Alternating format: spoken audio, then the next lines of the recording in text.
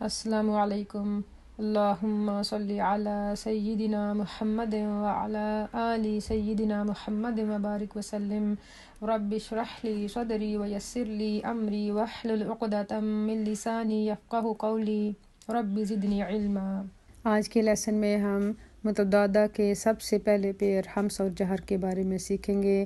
ہمس اور جہر ایک دوسرے کے اپوزٹ ہیں، ایک دوسرے کی ضد ہیں۔ جو لیٹرز ہمس میں ہیں وہ جہر میں نہیں ہے۔ ہمس کے معنی ہے سرگوشی، جہر کے معنی ہے با آواز، تو دونوں کے مطلب بھی ایک دوسرے کے اپوزٹ ہیں۔ ہمس کے حروف کو ادا کرتے ہوئے آپ نے اپنی سانس کا تسلسل جاری رکھنا ہے۔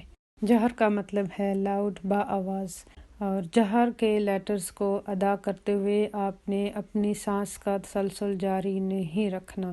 جو ہماری نیچرل سانس نکلتی ہے وہ جاری رہے گی، لیکن حروف کے اوپر سانس کا تسلسل جاری نہیں رہے گا۔ ہمیں اپنی سانس کو روکنا ہے، بلاک کرنا ہے ان لیٹرز کو کہتے ہوئے۔ اور جو ہمس کے لیٹرز ہیں وہ ہیں، ہمس کے 10 حروف ہیں اور جو باقی ہیں وہ جہر کے ہیں۔ اگر الف کو بیچ میں سے نکال دیں، کیونکہ الف تو اسی وقت پڑھا جاتا ہے جب یہ مد کی کنڈیشن میں ہے، باقی رہ گئے 28 لیٹرز، تو 28 میں سے اگر 10 ہمس کے ہیں تو 18 جو ہیں وہ جہر کے لیٹرز ہیں۔ جہر کے لیٹرز کو مجہورہ کہتے ہیں اور ہمس کے لیٹر کو محموسہ کہتے ہیں۔ اب آئیے ان کی پریکٹس کرتے ہیں۔ ہمس کے 10 حروف ہیں۔ اگر آپ ہمس کے حروف سے پہلے حمزہ کو لگائیں گے اور اس کے اوپر زبر لگائیں گے تو آپ کو پتہ چلے گا کہ اس کا کیا اثر ہوتا ہے۔ اف، اہ، اف، اہ، اش، اخ، اس، اس، اک، ات۔ تا اور کاف کے اوپر جو سانس کا تسلسل ہے وہ باقی حروف سے تھوڑا سا کم ہے۔